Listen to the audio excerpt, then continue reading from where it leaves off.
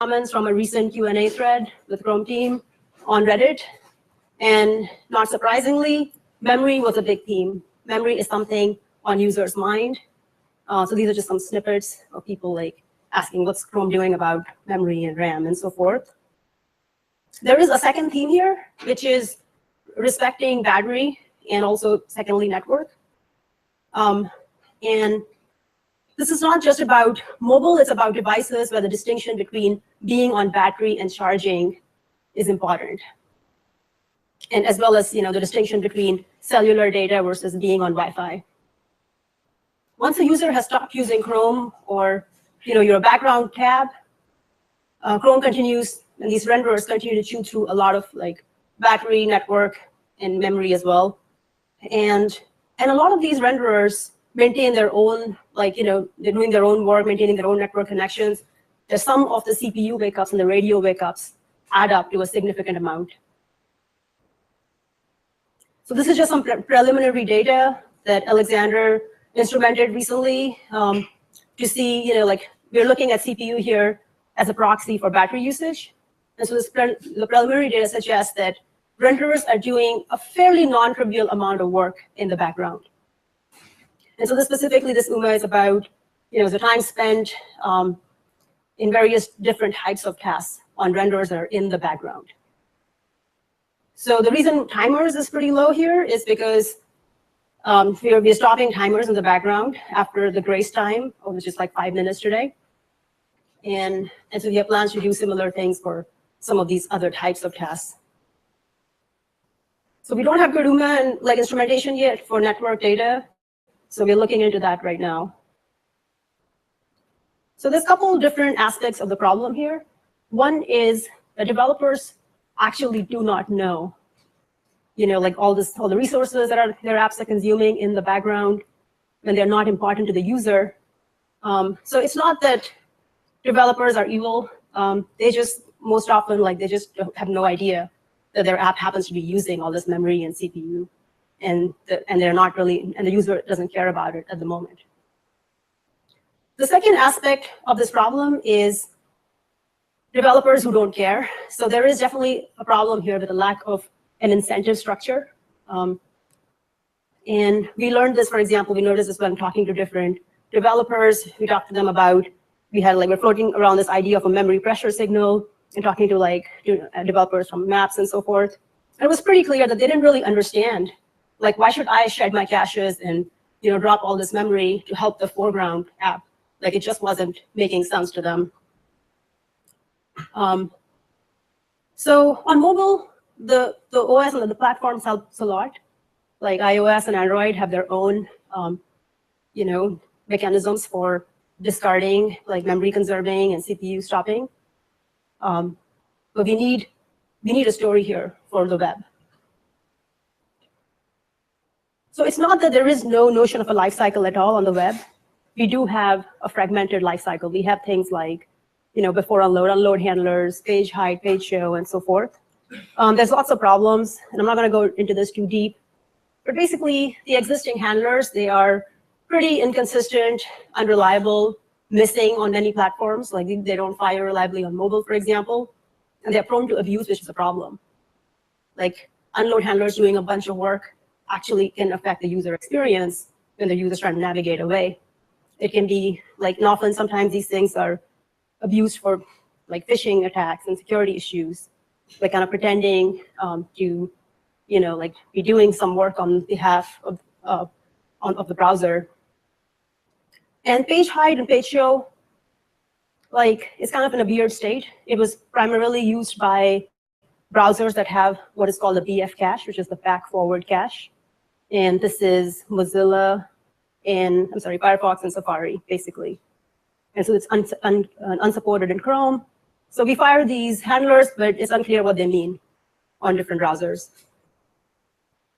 We also have the page visibility API. This is actually the good bit. This is great that we already have this API, and we're actually going to build on top of this for the rest of the life cycle.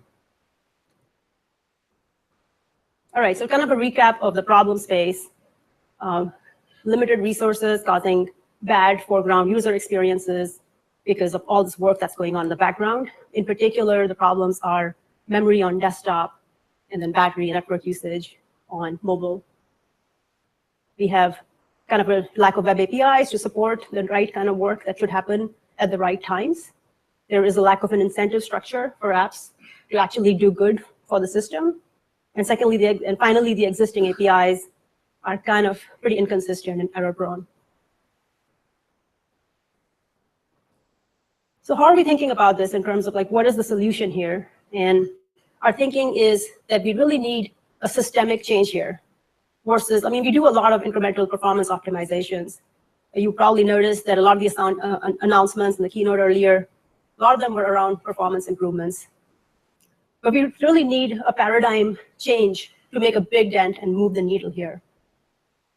And we're actually looking at mobile native platforms because they've actually been thinking about the space and are way ahead of us in terms of having a story here. So there's a lot to be learned, and I'll kind of talk about what our solution is specifically. So in terms of the actual interventions that are planned and coming down for background renderers, there's two things in particular. The first is tab discarding for desktop memory. This is a project that's underway right now with our team in Mountain View working with Chris Hamilton's team in Montreal. It's under the umbrella of the Too Many Tabs project. And this is really about proactive tab discarding. Like Chrome does a lot of reactive tab discarding in terms of like under critical memory pressure, basically. But at that point, it's kind of too late. So we have a story for reactive discarding, but we want to do proactive tab discarding. And the plan is to kind of have like something in dog food in Q4 and kind of roll out from there based on feedback. The second intervention is around battery savings and network for mobile. And the work here has been primarily driven by Sammy's team in London. And there's a bunch of CPU throttling efforts, which I'm sure you've heard about.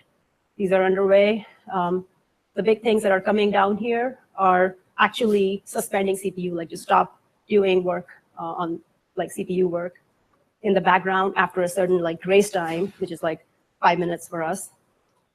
So timer task was done earlier by this group, and we're actively looking to expand this to more types of tasks. And the second thing here is loading suspension. So in particular, we want to stop loading tasks, like the tasks that happen that consumes like CPU, like these are usually callbacks in response to loading and fetches. But also we want to stop the resource fetches themselves. And this, as Kanuko mentioned earlier in the scalable learning talk, this actually helps memory also, and not just like battery. So the problem with these interventions, I mean, of course, it'd be great if we could just kind of roll these out and be done. But the problem is that these interventions break web content. And so this is kind of where the Lifecycle APIs come in, and and so there's two primary areas of work here.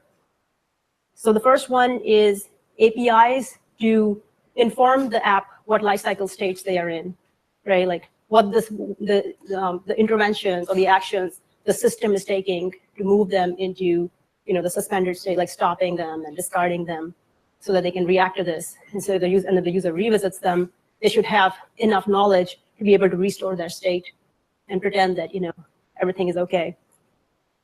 And then the second big area of work here is APIs for doing legitimate background work, right? There's categories of work that just have to happen. When you get IMs, you want to get the IM, you want to get the notification, you want to know about the messages you're receiving. So there's a bunch of legitimate work, and we kind of figure out what the APIs are for these and a story for enabling them. So like I said, we want to look at mobile platforms because they've been at it much longer. They've had some pretty good success with memory, and they seem to be having reasonable success on the battery front too. So I'll talk about on the lifecycle front, like what can we learn from mobile, right? So I'm not going to go too much into this, just to like kind of give you an idea. The iOS and Android have pretty rich app lifecycles. So this is kind of what it looks like. On iOS, there are multiple states. There's a distinction between being active versus inactive in foreground. There's a distinction between being backgrounded versus being suspended. And suspended is like when your plug is, the system pulls the plug on CPU. And similarly on Android, there's like the activity lifecycle. It's fairly rich lifecycle. And the developers receive callbacks for all the interesting state transitions that matter to them and they care about.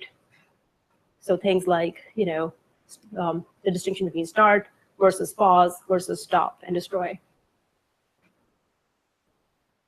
So over on the web, on the other hand, we don't have much yet, right? Like, we don't have much that's codified. We have visibility state, and that's great. Like, that's actually a really important piece that we're going to build on top of. But other than that, it's not like a well-codified life cycle. And if you have pending state, there isn't a good story here. Like, yes, there is the before unload dialog that can fire, but doesn't always on all platforms. So getting into like what does the web lifecycle look like? These are some of the core ideas we're kind of pulling in. I'll show you what our states and our transitions are going to be. But the core ideas we are pulling in from mobile platforms is this. The first thing is like idea of system initiated termination, right? The system decides when the app's time is up. It's not always, under the application's control. The second thing here is apps that are in the background, they can be stopped and they can be terminated depending on multiple factors, such as how important they are to the user. Is the user actively caring about it? Like, is it a thing in the background that's playing audio? In which case, yes, the user cares about it. But if it's just doing some arbitrary work, maybe not so much. Resource availability. What is the system's situation in terms of memory and battery and so forth? And thirdly, the behavior of the app itself. So we really want callbacks to be able to tell the app about these system state transitions and enable them to do the relevant work.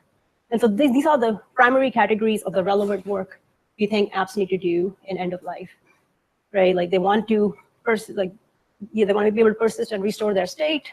They want to be able to do analytics and reporting back to their servers. And finally, like tear down, like releasing rocks, releasing logs, disconnecting sessions, that kind of thing. Things that can get them into an inconsistent state if they weren't cleaned up. And finally, enabling legitimate background work, right? There should be a story here.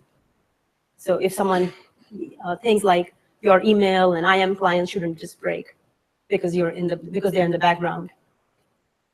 So this is kind of like the basic idea of what the lifecycle states are.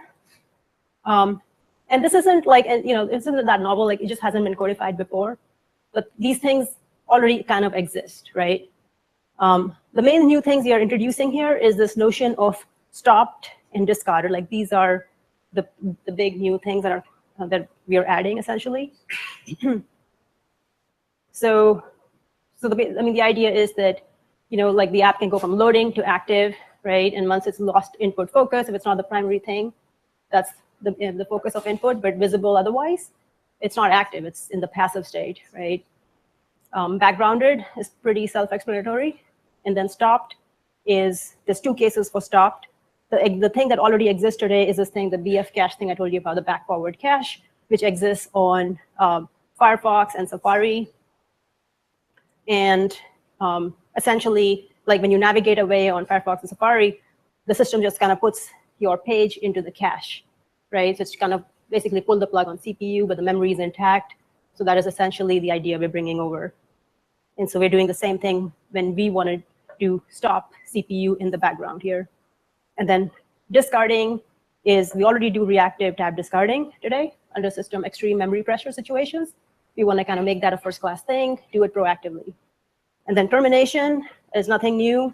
When users close tabs, they swipe away, or on mobile, they go to the task switcher and swipe away, and that's all like just a normal user exit path that ends up in the terminated state.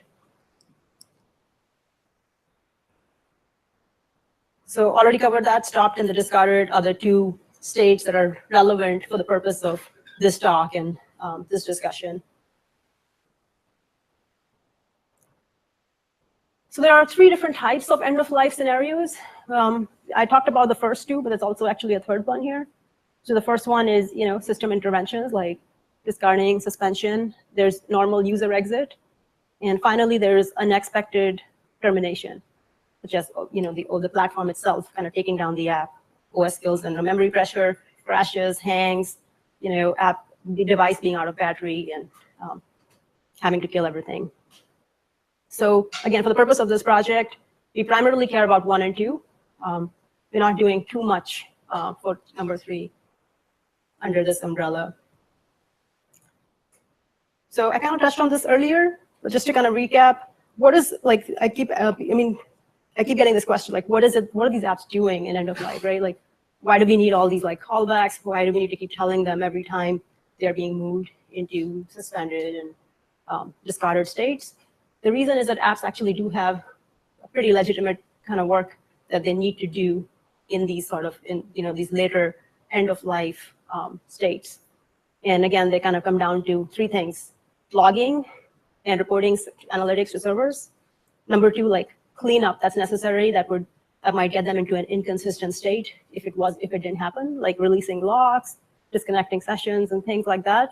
And finally, handling state, right? And then state kind of breaks down into 3 categories. There is uncommitted user data. This can be things like you have some unsaved changes in your photo editor or a comment in a Google Doc or something. So typically these are handled by using the before unload dialog. You pop the dialog and ask the user, hey, do you care about this? View state is kind of the transient state, like where was the user in Facebook, right? Or in infinite long list or whatever. Where were they in maps the last time they used maps? And finally, app state. This is just sort of like the actual user data, like the photos library for Google Photos, for example. All right, so can people in the back see this? All right, cool. So yeah, this is sort of like what our plan is here. We just want to be able to tell developers and give them an opportunity to do the work that I just showed you, like all those different types of things at the right times. And those right times being these state transitions, right? Like when the app is going from backgrounded to stopped, the app is going from backgrounded to discarded, like those are the 2 things that matter for the purpose of these interventions. And so our plan is to let's just fire a callback and tell them that, hey, we just moved you into the stop state or into the discarded state. And I'll talk about some of the difficulties with doing that. But ideally, this is what we want to do. We just want to give them a fire a callback, let them just do the work that they need to do. So specifically, again, I'm not going to get too much into detail on our solution here, but specifically for backgrounded stop, we're talking about using the page hide event. And for stop to discarded, we're going to use the unload event. Go ahead. If a page is loaded in the background, will it get an on-page show and then an on-page visibility change in rapid succession? Or what's the story? Yes. So that actually already happens today, right? Like you bring you refocus a background tab. We actually do already fire both of those things. So yes, the plan is to kind of preserve that. All right, it's just a zoomed in view of the same thing. This is just some what the developer code might look like, right? You create, this is pretty standard stuff. You add event listener for page height. And then the idea is to give them a stop reason, let them know what was the reason, right? Was it stopped, discarded, normal user exit, and ideally just helping them distinguish between closing tab and navigation. These are just some gaps in the platform that we think we can just fill easily. So we just want to expose these reasons. We definitely need the discarded and stopped. Kind of giving them that extra bit of information about user exit and navigation is not something that's there today. But it doesn't hurt to, make that available. In fact, it helps analytics a lot. All right, so quickly, in terms of how does this all relate to existing callbacks, we already fired a bunch of these, right? So we said page visibility is still important, right? We're not making any changes from background, foreground transitions. Before unload, current plan is to let's just fire that. If you're tab discarding, let's just call the before unload handler, see if it's returning a string. If it's returning a string, it means it wants to show a modal dialog, in which case we probably shouldn't discard it. That's our plan right now. There might be a vector here for abuse, and if that becomes a problem, we'll kind of go in and see what are the options and what we should do about that. Secondly, like on just tab discarding, we want to fire unload. This is controversial thing, which I'll talk more about, on the next slide. And then page hide, page show. These already existed. They were already being used for BF cache cases. We are kind of, using it in addition for the stop state. All right. So these are like the primary feedback we've received so far is, like developers really want this unload callback on tab discarding, right? And they want the grace time. Like they ideally, like they should have like, something like 5 seconds or whatever to actually finish up what they were doing. Like in case of Google Docs, they want to be able to release certain locks and so forth. So legitimate use cases. But on the other hand, browsers really do not want this, which is kind of like puts us in this kind of dilemma here. And some of the reasons are, for the pushback, and this is like mostly from conversations with Safari and Mozilla and Microsoft, like literally everybody. Everybody is kind of pushing back on the fact that, it's really hard to fire these, specifically on tab discarding. Like unload cannot be 100% reliable. We already know that because if we were in an extreme memory situation, we were not going to fire it. But like now that, we're doing it a little bit proactively, we can. And so, but then there is this kind of, element of unreliability here. Secondly, the unload handler is shared between the normal user exit path and the tab discarding path. And so this kind of creates all kinds of interesting problems because in the normal tab discarding path, like you're trying to navigate away and now like this unload is kind of firing and you're doing all this work and it's kind of in the way of the user achieving their action. Like they've indicated that they're done with this page, right? But then you give all this time to this unload handler to clean up and it creates an unpleasant user experience. And again, it's a security vector as well. So ideally, browsers would love to be able to lock down what apps can do once the user has signaled that they want to leave. So an alternative that we kind of bounced around a little bit earlier on and kind of decided against was like having a fully declarative API, right? Like what if we just gave developers ways to do all of this really important work in end of page, like all the stuff like logging, analytics stuff, and kind of all the wrap up, right? The problem is that it's just kind of not one API, right? Now you need like a set of APIs to help them do all of these different types of things that they need to achieve. Some of the problems we were running into is that some of those solutions were relying too much on the service worker. It was like, okay, well, I'm not letting you do any work in the renderer, so now you do like a big serialize and a post message to the service worker, and then do a whole bunch of work there. And then there were a lot of concerns around kind of the overhead of that, and like asking people to have a service worker to participate in a basic lifecycle didn't seem very reasonable. So and then of course the compat and interop risk there was pretty high, right? Like now we have, instead of one API, we have created like 3 or 4 or 5 different APIs, right? Now all of these browsers have to implement this, and everybody has to kind of catch up, and that kind of is a big compat and interop risk. And on the plus side, it doesn't have any of the problems that I showed you earlier that browsers are concerned about and are pushing back against.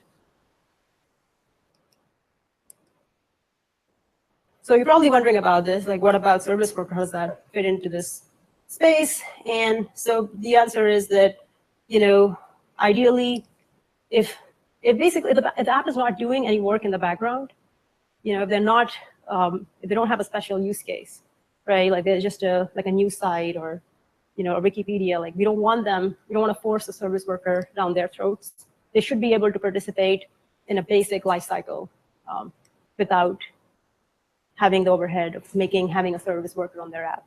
Second, on the other hand, if apps are doing work in the background, then it seems pretty reasonable requirement that they should, make a service worker and do stuff there. All right. So what else can we learn from mobile? So I talked about there were 2 different aspects of this work. The first one was, APIs should tell the app about what's going on, like is the system moving it between various lifecycle states, and we covered that. The other big aspect here is how to do that legitimate background work. And so there is actually a fair amount to be learned from mobile here as well, right? I mean, they've been doing this for a while. So here are some core ideas from like Android and iOS. So the main ideas I like to pull in from Android are these. The idea of aggressively throttling and suspending CPU, which we are starting to do, but they do it kind of more aggressively with like doze mode and app standby. They're just mechanisms they use to conserve battery when the device is idle. And the key idea being here is striking a balance between long battery life and freshness of content, like not starving the app so that the user is constantly seeing stale content. Secondly, the idea of a foreground service. So when you play like audio or use navigation on a phone, even if it's not in the foreground, you're taking advantage of what's called a foreground service. And what they do here is they badge it, right? So it's really clear to the user. So this works for the cases where the user understands what's happening. They can see it's badged. They know that that app is consuming resources on their device. In background, they have server push notifications. I think we've pretty much done this already. But another important thing is no silent push notifications, because this becomes a vector for abuse and causes battery problems. A few more things from Android. One is, like, basically they have like Android. So this has been a journey for them. Like they ship some things in Android M and N and now O, right? And so now where they are finally, like over these 3 milestones, is that there is no such thing as free running work in the background. Like they just completely lock that down. Like you have to use, legitimate mechanisms to achieve what you need, right? So one is like server push notifications. You have to show the user a notification, and they know that something happened in the background. The other thing is what's called the job scheduler, where the user can, like apps can actually specify, what kind of work they need and what constraints they need. And then the system can create these apps, like batch them, run them when it actually makes sense. And enough resources are available for those jobs to succeed.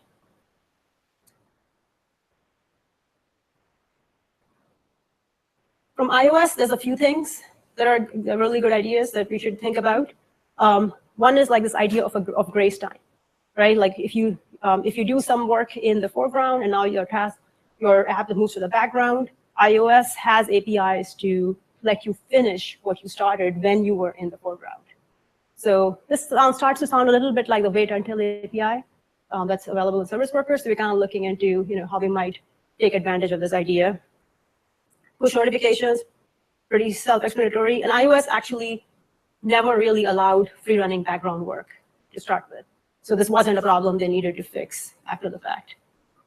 And finally, a really important thing they do is like explicitly declaring exactly what you are going to do in the background. Like there are, like half a dozen legitimate background task types, right? And then you have to declaratively say exactly what you're going to do.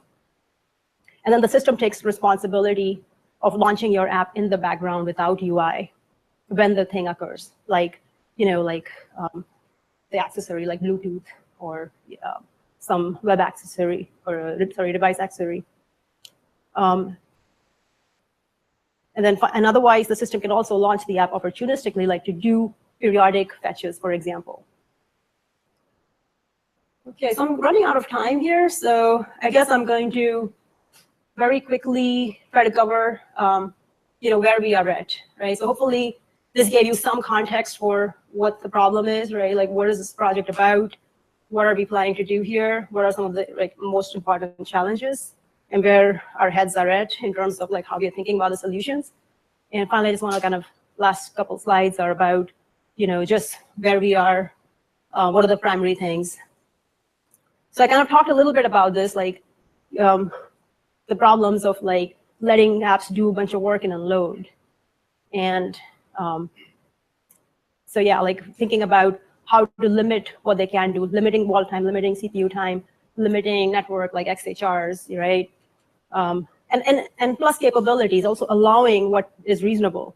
Like we've been pushing the idea of IndexedDB as the way to do things, as a way to do persistence, but unfortunately many apps are not able to use it because, hey, it doesn't work in unload.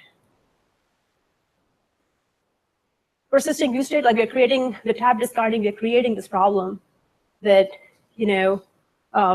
your state is gone, right? And now the user comes back, you pretty much have to do like a full reload. But we want to be able to have help the developer kind of at least restore their position, like in Facebook, where were you in your scrolling of an infinite list. So we don't know exactly what the APIs are here, but we're investigating, right? Is it history API? Kind of sounds like that, but that's kind of broken.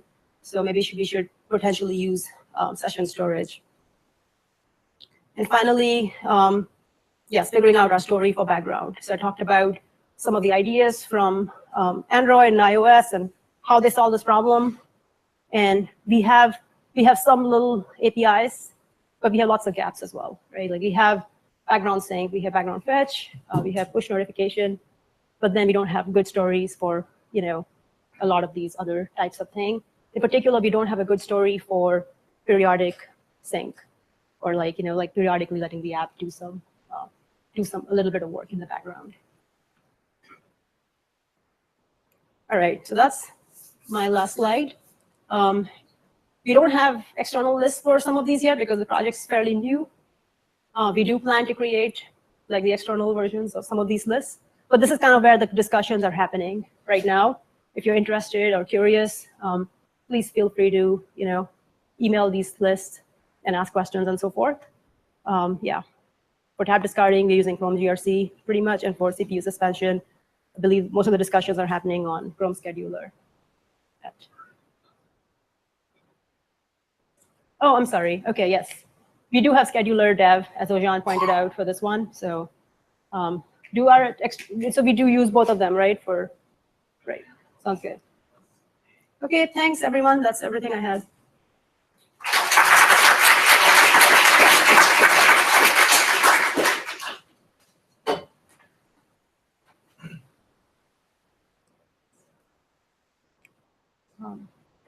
Recording?